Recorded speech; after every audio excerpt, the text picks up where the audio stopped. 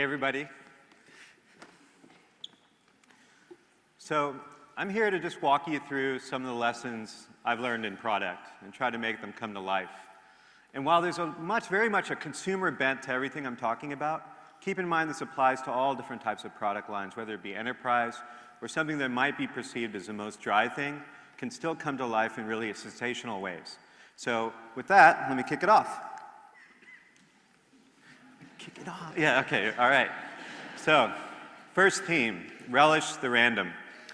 And what I mean by this is people use the products you build. So go deep into the dark forest and find little nuggets that will inspire you, and just keep an eye on what people are doing. And let me start with a little YouTube example. So there are these little videos that get up there. I won't comment on the legality of this, but Futurama Neutral is one such one. If you do a search, you'll get a list of videos there. And here's a little... I have no strong feelings one way or the other. Okay. Really small thing, neutral response. Take a look at the likes and dislikes on this video. Okay? Now, okay. It's kind of amazing, right? Remember, no one can control that. But let's look at every other video on the search page. Okay? So, what we have here is a pocket of fans in the world who go look at these videos every day. Actually, it turns out every hour. And when they get unneutral, they go in and adjust them. All right? That's fucking amazing, right? Like, I mean, okay. Every product has this. Someone has hacked your product, someone's extended it, someone's created a community in it. Go find that, live it, breathe it. Okay, here's another one on Spotify. Imagine if Darth was a DJ and creates a cool playlist. Some of these I don't actually get the reference on. I love like sleep deprivation and stuff like that, but ultimately, all kinds of products, people are adding their flavor to it. Keep an eye on these things. Make sure you have people always looking for them. It's critical to understand that pulse. One thing you'll realize is when your product lacks this flavor, you're probably already dead, is the truth. So keep this stuff alive. It's as important as anything else you do. Okay, now we started using some of these tools as well. Again, jump into your own community. So you'll see what our customer service does is that sometimes we'll get these little comments that come out there, in this case a launch in Canada, and we replied to them and we started creating these playlists that actually tell a story with songs. And of course it's probably, hopefully for Scott, one of the most delightful things that happened, at least from a product that day. And if you're lucky, maybe the president might jump in too, or the queen, or whoever it might be, all right? So definitely embrace this. Make it a pattern of how you communicate. People will follow. Okay, next theme. I think one thing that happens with mature companies is you've got an engine that works, and you're a little too worried at that point about really trying to bust through it and do something exceptional. Usually it's because, wow, this thing works, don't mess it up, and you have to avoid that bias. So every once in a while you want to go out there and let's try to do something we think is impossible. Maybe it's even a waste of time, but it's worth doing it just to show that we can. I'll show you an example at YouTube on this front. Everyone remember the Red Bull space jump? Okay, kind of, all right. How many of you saw it live? Just curious. Okay, cool. I'll play it for the others. All right, now, the whole world's watching you. I'm going over. Jumper away. Speed 725. Showing Felix in a stable descent.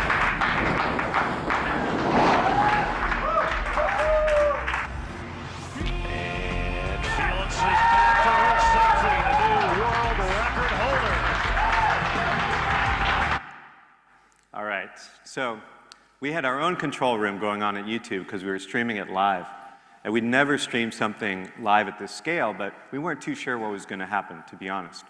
But here's how it went, and these are the number of streams that are happening as the aircraft is going up, leading up to the launch. So at 25,000, we had 2 million people coming in concurrently. At 100,000, we had 5 million streams concurrently, right? And this basically, we think, set a record at the time. It's 128,000 concurrent streams in HD when we got up there. 8 million concurrent streams, but largely 128,000 feet, sorry. And when you got that, all that was good, but it was 8% of internet traffic that day, which is pretty much nuts. And so we were all freaking out there thinking that this thing would crash any moment, but it brought this team together in a way to take on a huge challenge and see if they could break things. And we almost did, just to be honest, so a lot of panics behind the scene. Our control room was as equally tense, I think, as the launch team over there, but at the end of the day, do this type of stuff. It's fun. Doesn't have to be space jumps, but something that breaks the bounds of what you do every day. All right, next one, country's not your world. So this is actually, I think, primarily often a US-centric approach, which is everyone looks at their country and sadly looks at the Bay Area as though it's representative of the world. And you'll see so many people's stats just focus on US. So many people go talk to people who are, tech geeks in the Bay Area with a lot of money, right? Often just men. And they build their product accordingly. It's important to back out and take that global lens. So I took a stab at that. We did this nice little thing, which is a musical map, cities of the world. You'll realize I didn't actually know where London was. so excuse me, but like, oh shit, oh there it is.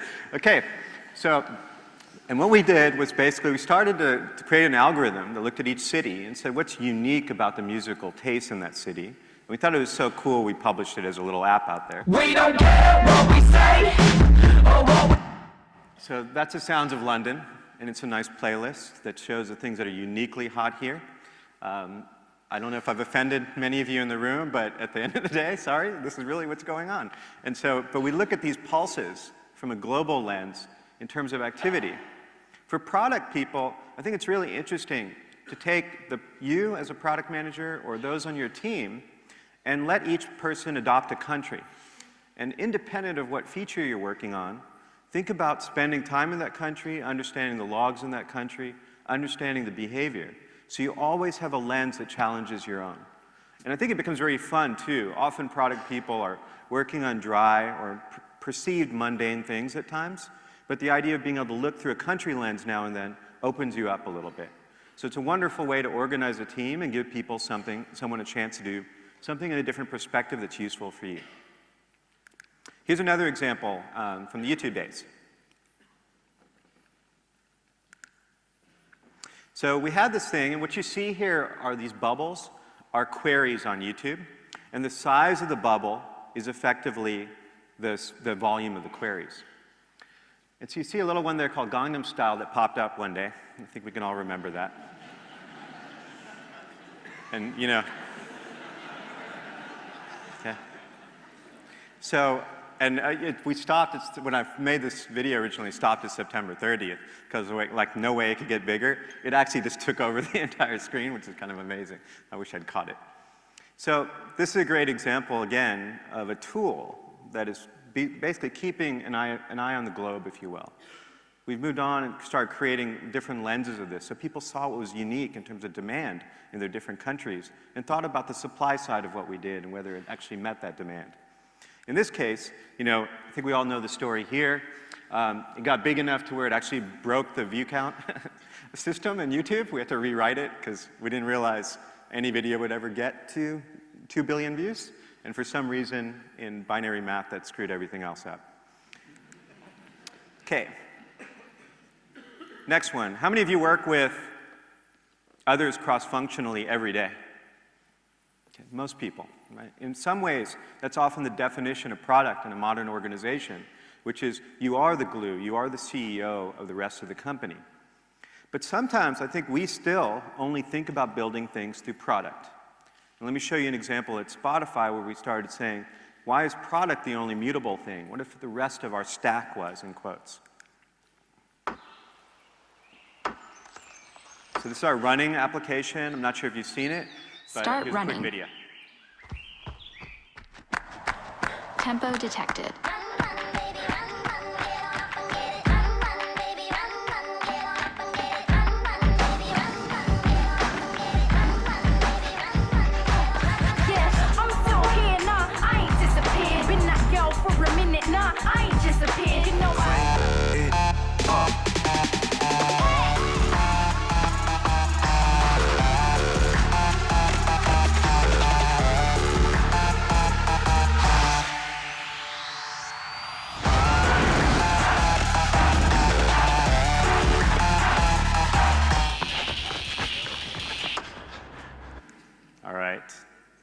So running was basically inspired by the idea that we often go out there, we pick music, and we run to it.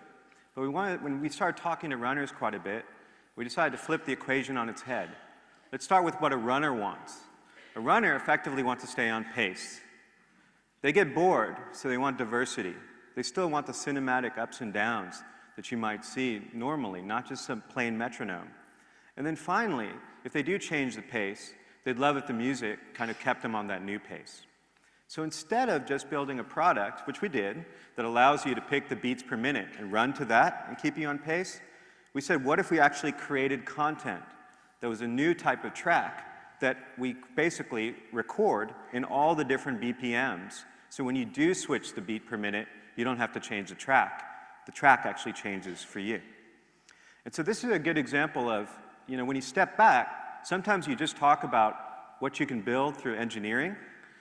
Also think about your ecosystem and what can change in that ecosystem, content ingredients, partnerships, etc. They'll let you create the best experience for your users. And I'm very excited about this. We're doing a lot more in this area. But these original tracks now, imagine a world where there's an original track or 20 of them for every track in the world. And you could find those and think of them as an adventure you go on. This is what we're started to think about. And maybe that's more important than any feature we make. Okay. Next one. We're all good at features and coming up with a roadmap of features. Every once in a while, ask yourself, is what I built, can it serve as a platform for many use cases that I may not have thought about? And we're seeing this theme actually take its part in a lot of different apps out there. You can think about, folks like Messenger, right, or Slack. These are no longer just features for the best chat or community or communication tools. They're actually platforms for people to build businesses on. I'll give you one example from YouTube. So YouTube, thanks to some, always the persistent threat of litigation, right, had to be very good at rights management. And so the original kind of content manager on YouTube was largely something like this. And you can kind of see it like has its enterprise feel to it, especially at that time in not so pretty a way. But the truth is think about what YouTube's doing with Content ID, which is a tool that powers rights management. It's effectively scanning 250 plus years of video every day. So just step back for a second. That's an amazing capability. How could we use it in different ways? Could we match videos against each other? Is there a very interesting way to take that video and basically say, what's going on here? Can we find trends? And that latter one is something that we focused a lot on. Think about the data that comes out of this. So our best example of this is probably best shown in video.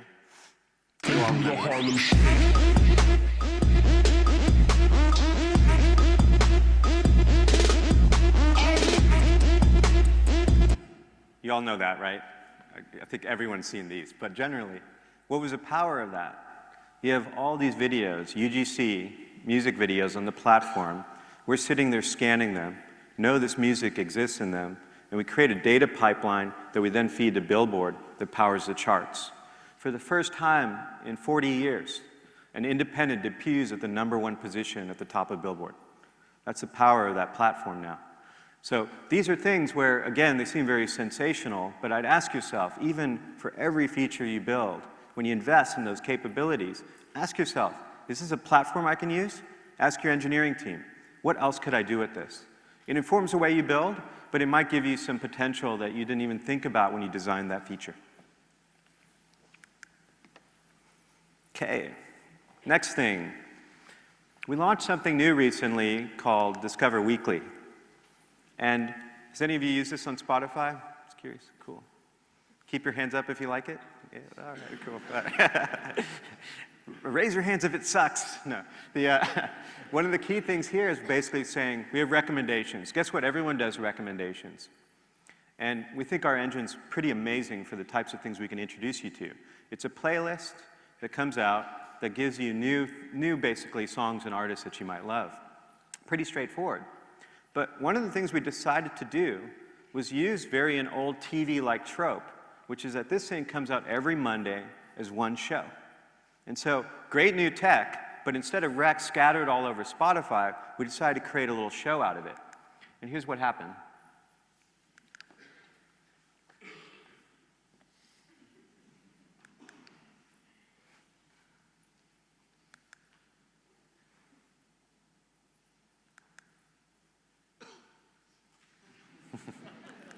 It's kind of sad, but yeah.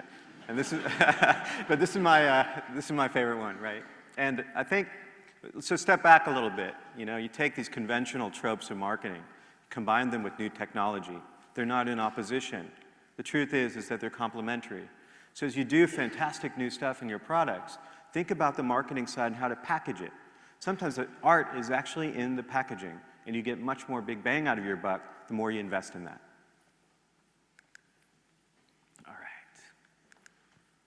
Here's another one. So you'll see more of these. I did this only because I like cats, and I have to have a cat in every slide. But the truth is like, now we're doing another one on Wednesday, which is brand new, launched recently, called Fresh Finds. And so this one is more of a global one. It's not personalized, but it's also packaged up in a show. And the idea here is we're basically trend spotting people who are taking off and introducing it to the world. So we step back, and we'd love to have every day of the week filled with a bunch of Spotify shows for you that you look forward to, and increasingly are diversified enough that you have a relationship with them, one by one.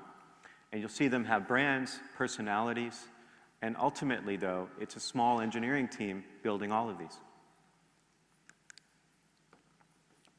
Okay. This is related to break things, but the other one is when you do break things and it doesn't work, understand that's part of the process. And the best example of this is YouTube's first foray into automatic translation, right, and basically captioning of videos. So here's I think you can probably guess this isn't actually accurate translation.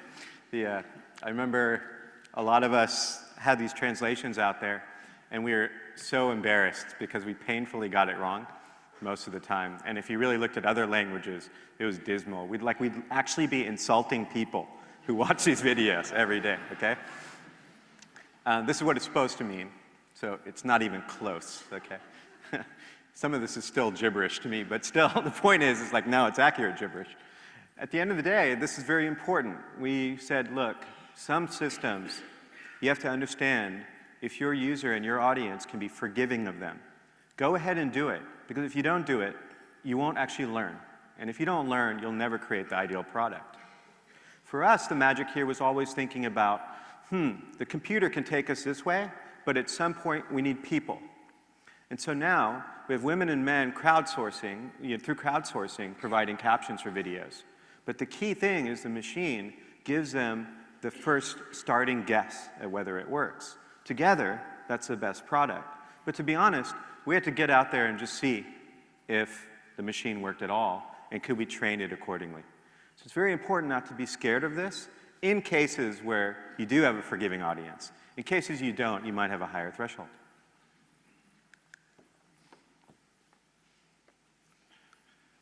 This is also, from my perspective, very important.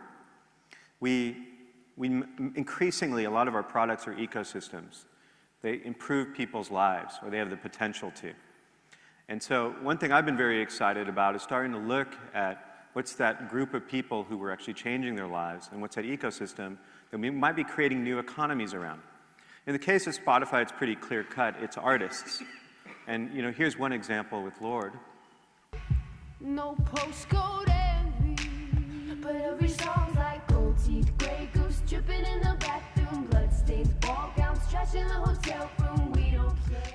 So you can see the journey of Lord on Spotify, and this is something we're increasingly paying attention to, which is, okay, these are people who benefit out of this platform. They're not our primary user. Our primary user is just consuming this music and looking to discover these great artists. But it's nice to flip it on its head and say, well, what about them? What are we doing for them? Do we have a pulse here that can actually show, wow, by having events on Spotify, do they actually correlate to success? And maybe in some cases cause that success.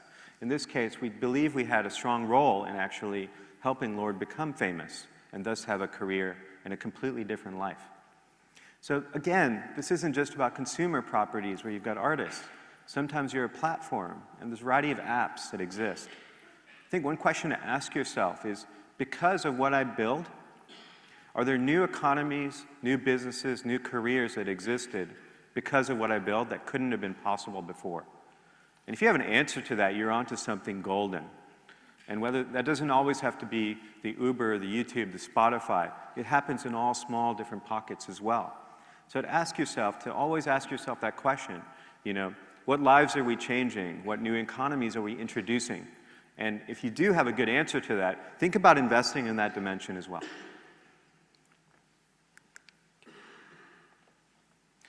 Now, the last piece is that even if you might be great at changing lives, involving your fans, your users as well, it's very important. People increasingly growing up today want to be on a mission, and your product can be a part of that mission. We did something fun recently, which was basically, it's kind of like the Cool Finder. So if you search for Found Them First on Spotify, you'll be able to log in. And what it will tell you is, were you as a user listening to people who later got famous, but were you listening to them well before they got famous? Like, were you in the top 1%, top 2%? I ran myself on this. Yeah. I totally suck. Cat videos is my thing, okay? But I'm pretty much pop and not hip, so, or at least I like to say none of my stuff actually has ever gotten big, right? But the truth is, you should try this out. I'm sure you're more hip than I am. But why this is important is that, we're all participatory systems. And if you talk to kids today growing up, more than anything, they want to feel like they had impact. And many times they do have impact. All of our platforms are now two-way. So the result of that is that let them know about that. Now, you have to be careful. This can't be, there's a lot of privacy issues in this. There's a lot of opt-in, et cetera. Maybe, there's a few tastes I'm honestly embarrassed to buy. I don't want anyone to know about. But give people that chance to see that side of it and then turn it into something that might be good for marketing, but more fundamentally, just makes people feel good. So we're exploring a lot of different angles on this front that let people know what role they have on our platform. And that's through emails and newsletters and notice, but also special programs that we occasionally invest in. Cool. So the last thing I wanted to say before we close up is, I think there's when I look at all these lessons that I've learned, I think there are two things that actually resonated in the last talk for me. One is, it's so important, and why I believe in these types of forums is that mentorship is key in product. We all learn from each other.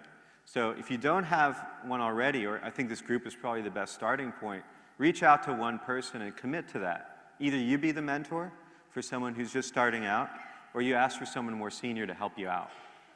Many of these lessons always happen to me like in a casual discussion, a conference, a product review, a product debate, while threatening to quit, right? Whatever it might be. That's the point. Someone's like, look, here's how you need to think about it. And I wrote those things down, and I kept basically my own little journal of ideas that have turned into these types of talks. But that little journal was always formed through other people's opinions. I don't think I can take credit for a single thing here. The truth is but collecting that knowledge and debating it and using it in your daily life is what makes you a better leader. And at the end of the day, I'd say that's what I feel very humble about, but also thankful for. So the call to action from this is spend some time together and find that person who can always give you great ideas, or you can give them great ideas. And with that, we're done. Thank you.